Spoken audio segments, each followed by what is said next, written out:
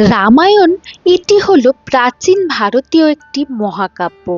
এতে সূর্যবংশীয় রাজাদের কাহিনী বর্ণনা করা হয়েছে। এই মহাকাব্যটি মহর্ষি বাল্মীকি সংস্কৃতে রচনা করেছিলেন। বহু বছর ধরে এই মহাকাব্যটি বিভিন্ন ভাষায় অনুবাদিত হয়। এই মহাকাব্যের মহান নায়ক হলেন শ্রীরামচন্দ্র। শ্রীরামচন্দ্রকে ভগবান বিষ্ণুর অবতার বলেও মানা হয়। ভগবান শ্রীরামচন্দ্র একজন আদর্শ পুরুষের সাথে সাথে একজন পরিশ্রমী আর দায়িত্ববান রাজাও ছিলেন। আমার আজকের কাহিনী রামায়ণকে ঘিরে। রামায়ণ সম্পর্কে আমরা কম বেশি সকলেই জানি, কিন্তু এই রামায়ণ কি সত্যি নাকি পুরোটাই কাল্পনিক?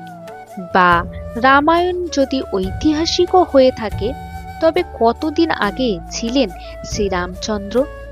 কবেকার ঘটনা এই রামায়ণ?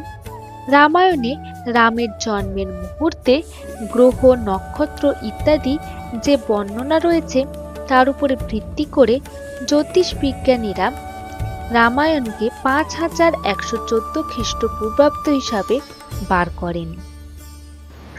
আরও নির্দিষ্ট করে তিনি বলেছিলেন রামায়ণের জন্ম 5114 খ্রিস্টপূর্বাব্দ 10ই জানুয়ারি, আর তার বনবাসের সময় 5089 খ্রিস্টপূর্বাব্দে 5ই জানুয়ারি, যখন তার বয়স মাত্র 25 বছর। তার মানে এটাই দাঁড়ায় যে 5000 খ্রিস্টপূর্বাব্দ মানে আজ থেকে 7000 বছর আগে রামায়ণের ঘটনাগুলো ঘটেছিল। যদি তাই হয়, তবে ইতিহাসে রামায়ণের অবস্থান কোথায়? আজ থেকে 7000 বছর সময়কাল প্রায় সিন্ধু সভ্যতার সময়ের চেয়ে অনেক বেশি পুরানো। এই সময় রামায়ণে উল্লেখিত অঞ্চলগুলি যেমন অযোধ্যা, মিথিলা, কিষ্কিন্ধার, শ্রীলঙ্কায় কোনো উন্নত সভ্যতা খুঁজে পাওয়া যাবে না। এরপর আসি, রামায়ণ লেখা হলো কবে? রামচন্দ্র জন্মের আগে রামায়ণ লেখা হয়েছিল, অর্থাৎ রামের জন্ম 5000 খ্রিস্টপূর্বাব্দে হলে তার আগে, অর্থাৎ 7000 বছরেরও বেশি সময়ের আগে রামায়ণ লেখা হয়েছিল।